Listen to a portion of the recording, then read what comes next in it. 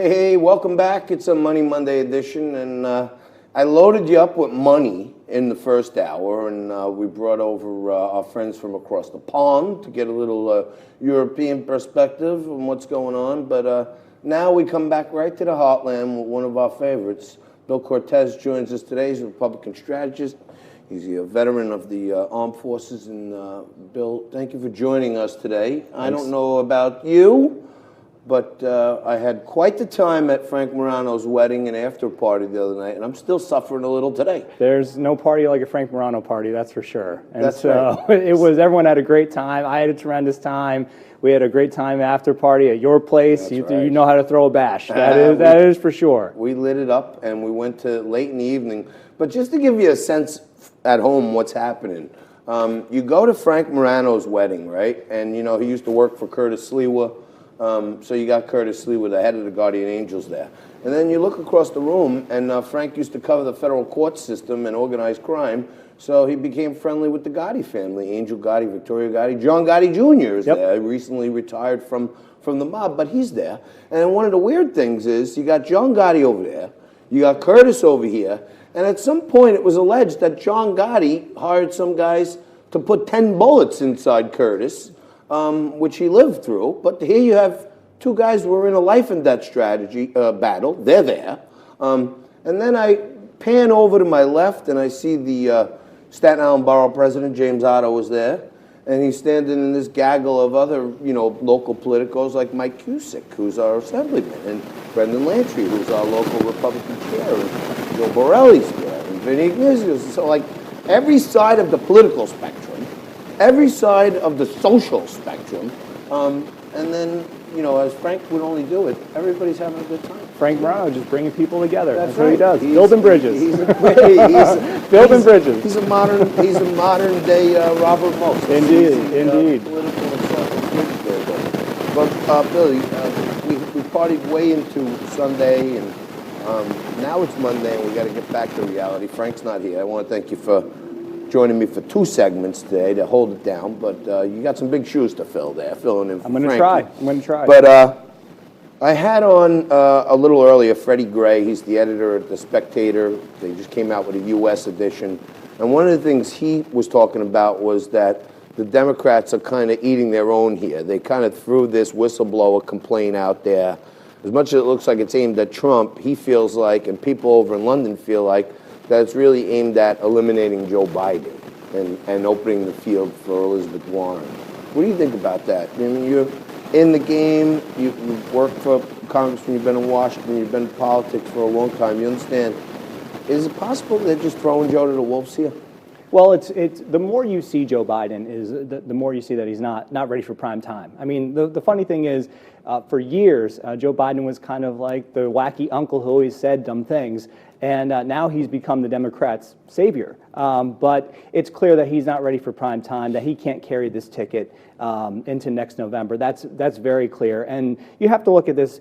Perhaps is a little more 3D, some 3D chess here as well. I think this is AOC taking over the Democratic Party, her wing taking over the Democratic Party, and really starting to drive the agenda for Democrats across the country and in D.C. So right here in New York City, we have a very vulnerable congressional district, New York 11, where Max Rose is the incumbent. He just got in recently in this last wave.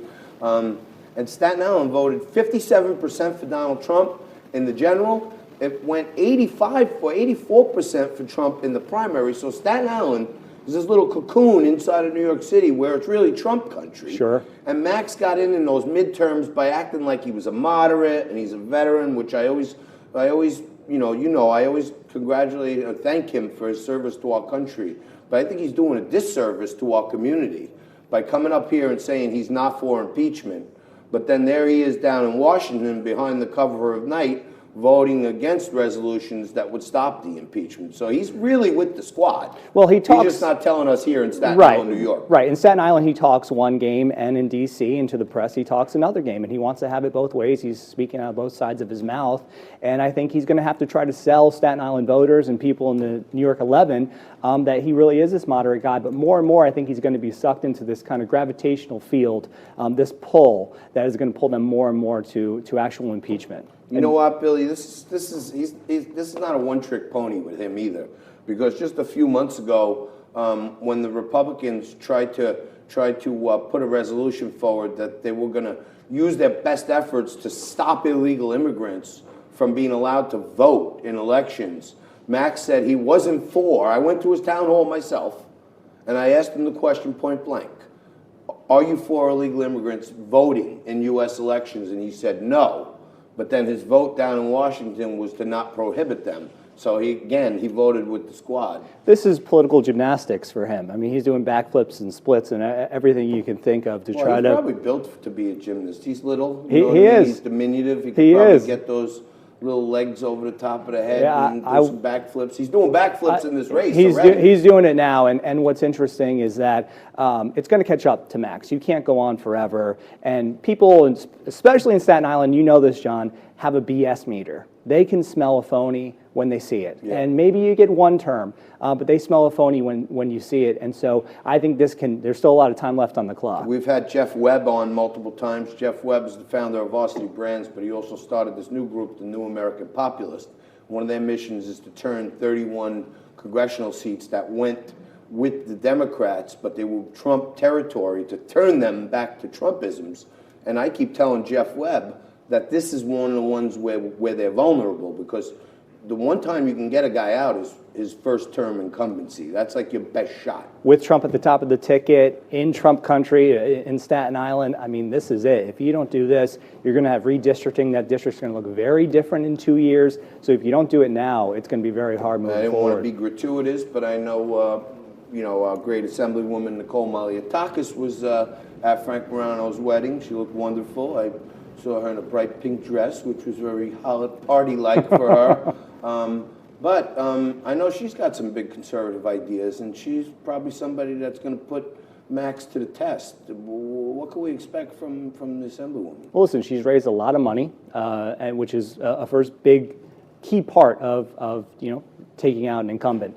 The second thing is, you do have a lot of DC contacts and a lot of DC influence that's behind her as well. But at the end of the day, she's got to sell her idea for the district. She's got to tell people that she really is going to be supporting the president, and she's got to take, people are not going to just resort to voting for her. She's got to go and earn it. I think she's starting to do that, and I think she's got a lot of work to do between now and next November. Well, if you ask me, she's got a leg up on Max already. She's been representing the Staten Island and Brooklyn parts of the New York 11, which is big. A lot of advantages for her. She understands the people. She understands the pulse of the people.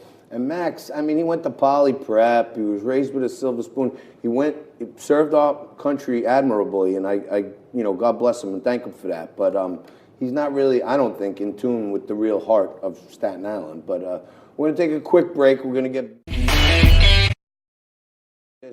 on some of the other great things going on in U.S. politics. You're watching Liquid Lunch. Back in just a few minutes.